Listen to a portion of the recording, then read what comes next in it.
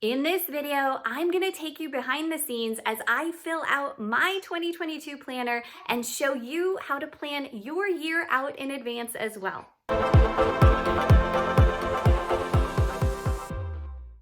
You can obviously do all that I'm going to show you with any planner, but here I'm using the 2022 Day Designer Flagship Planner that I got in the Romance design. I also absolutely love these Amazon Basics felt tip markers. They come as a set of 12, it's a super low price, and my favorite thing is that they are bright and vibrant, but don't bleed through the pages. Do you choose a word of the year? Let me know in the comments what your word for 2022 is. Before I write anything else in my planner, the first thing I do is turn to the notes section and make a legend or a key for the various colors that I use to denote the different areas of my life. You can obviously use whatever colors you want to, but the scheme that I have developed is red for important dates, deadlines, or events, teal for my husband, orange for anything relating to my kids, pink for self-care,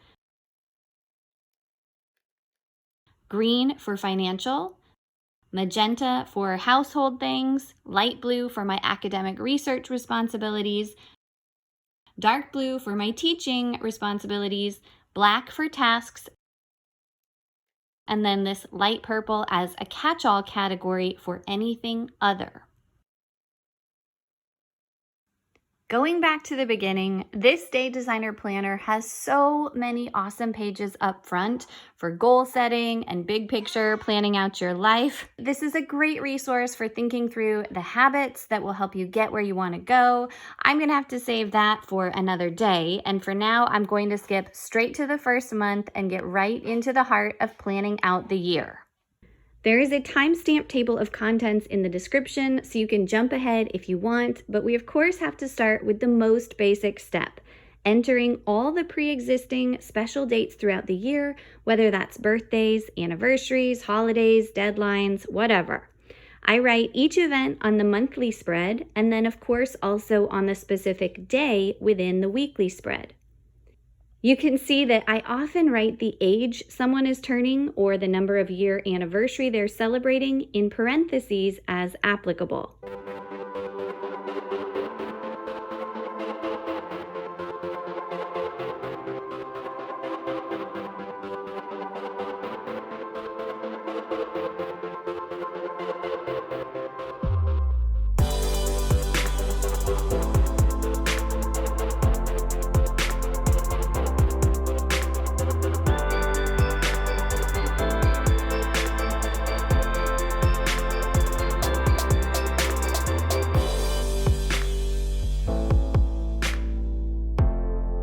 It takes a few minutes to fill out the whole year's worth of happenings, but once I finish that, I immediately go back and make a to-do list item a couple of weeks before each date as a reminder to mail a card or get a gift as necessary.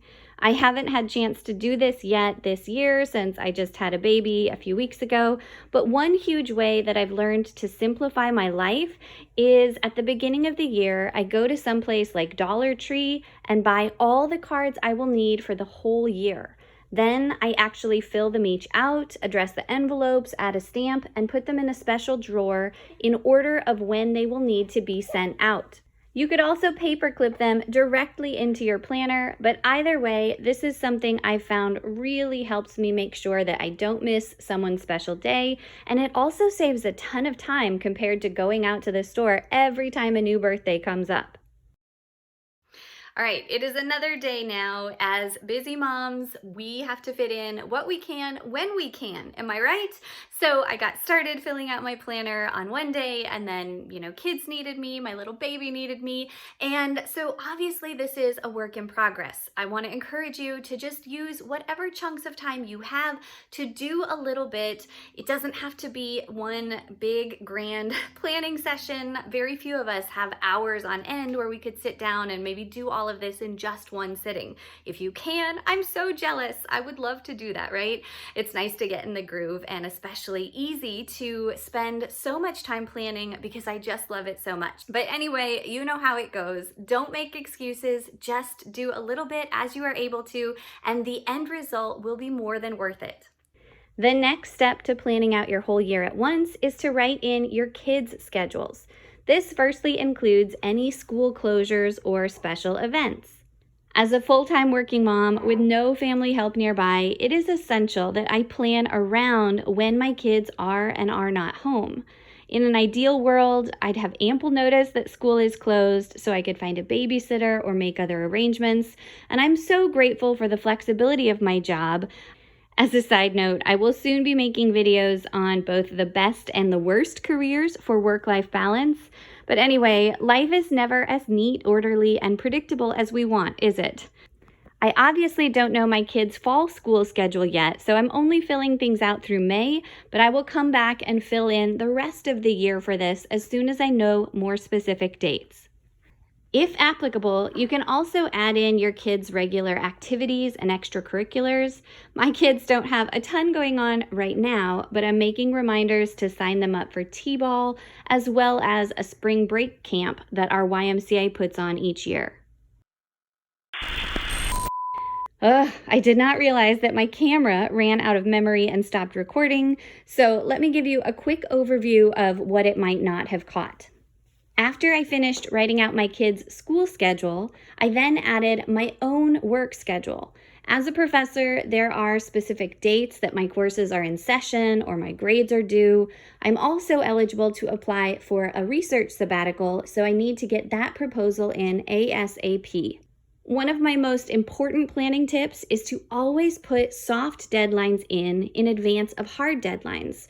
A good couple weeks early, just whatever way that you can hopefully get the item crossed off long before it comes down to the wire. It's then much better to miss the soft deadline than the actual one.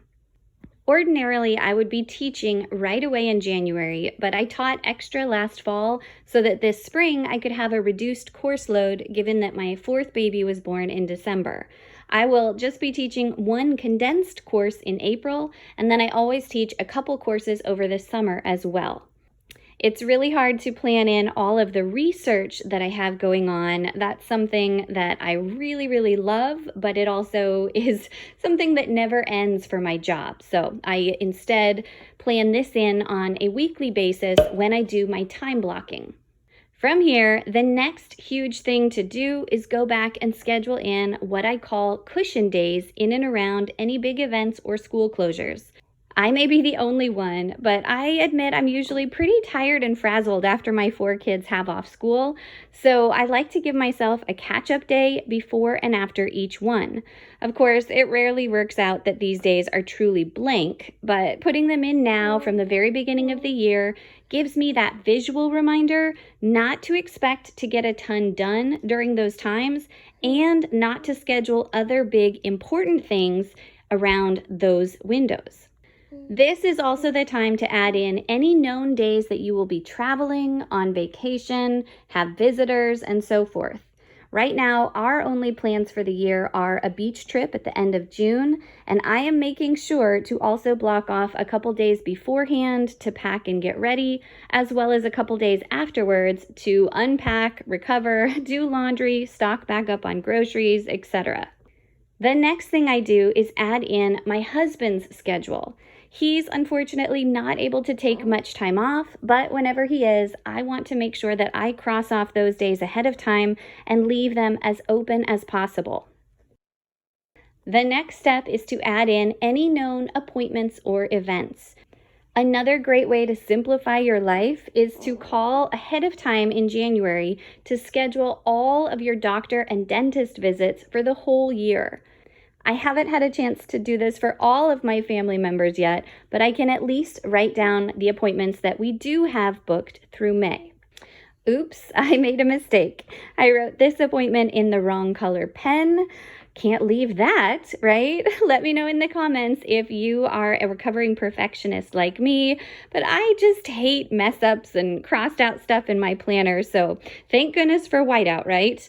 As I'm always telling my kids, no big deal, no harm done, fix it and move on, but can't leave that in the wrong color ink or it'll be like nails on a chalkboard to me. Next, schedule in your non-negotiables. This includes any kind of self-care routine you have, time with loved ones, exercise, etc. One of my New Year's resolutions is to really prioritize weekly date nights with my husband, even if we just stay home and talk or watch a movie.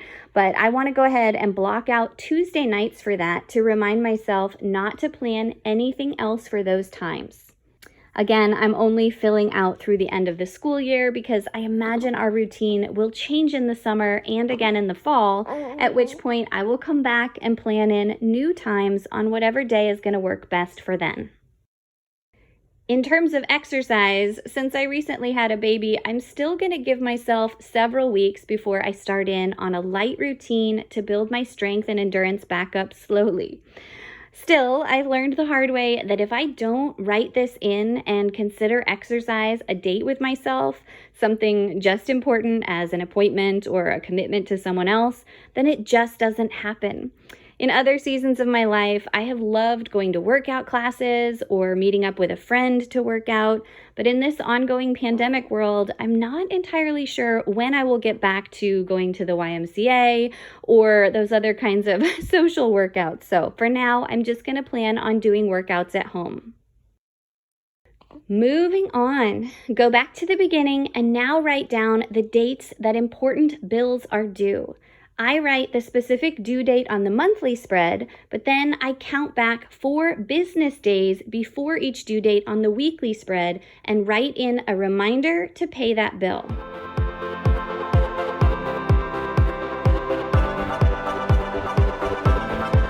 This is also the perfect time to remind yourself to review any subscriptions that you regularly get. I am a huge fan of Amazon's Subscribe and Save program. It's really been a lifesaver for me since it's not so easy to just walk into the grocery store with 4 kids or the nearest Costco is 45 minutes away. So you can see that I am making a note of when to review our order each month. And then we also get a regular shipment of vitamins from a company called Nature's Sunshine. So I'm making a note about when to review that order each month as well. If you get other subscriptions like a meal delivery or a clothes box or any of the number of different options out there these days, put those kinds of things in your planner up front so you don't forget and get charged for things that you didn't need and won't use. Then, other people are surely more on top of cleaning and decluttering than I am, but one way that I try to stay organized as a busy mom is having a set home project that I work to accomplish each month. Obviously, there is a never-ending list of things to do with young kids running around making a mess, and heaven knows each of these things could stand to be done on a much more frequent basis. But at a minimum, I typically set aside the last Saturday in every month for tackling something. Put in whatever is applicable to you, but just for reference, I clean the pantry in January. I work on the master closet in February. March is when I switch out winter clothes for spring and summer ones. April, I go through my kids' closets and toys. May, I clean out the garage. June, I clean out my office. July is about going through the linen closets. In August, I shampoo the carpets. In September, I do a deep clean of my car. In October, I switch summer clothes for winter clothes. November is setting up for Christmas. And then in December, I both clean my office and also really make it a point to go through my kids' toy room so that we can make space for all the fun, new, exciting Christmas gifts. So here's an overview of what it all looks like when I'm done. Looking at the whole year at a glance then gives you a really good sense of what times are going to be pretty intense because you have a lot going on versus other windows of opportunity that are wide open for other things. As mentioned in other videos, I use my Pinpoint Your Priorities notepad to organize and prioritize my to-do list. And then based on that, I then schedule specific tasks into my planner on a weekly basis when I do my time blocking. There's so much more that you could add into your planner, and I do, but this is what I put in at the start of every year, and then I do the rest during my monthly and weekly planning sessions. Let me know in the comments if there's anything additional that you put into your planner when planning out your year, as well as if you want to see more videos on how I specifically plan for shorter time frames. All in all, I probably spent about an hour filling out my planner, and that was, of course, split across a couple different days. But, really, it doesn't take long to get organized. And if we do that up front, the rest of our time can run so much more smoothly. At least that's been my experience. And that is why I will forever be singing the praises of having a good planning process. And I love sharing all of my planning tips with you here on this channel.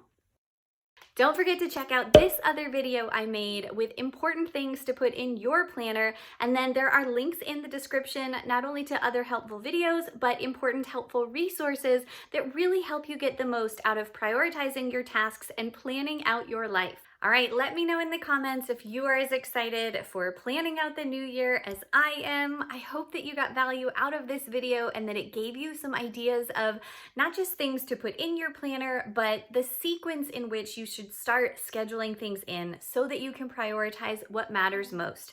Remember, that is the goal of this entire channel, right? Equipping you with actionable strategies to do more, stress less, and free up the most time and energy possible for who and what you love.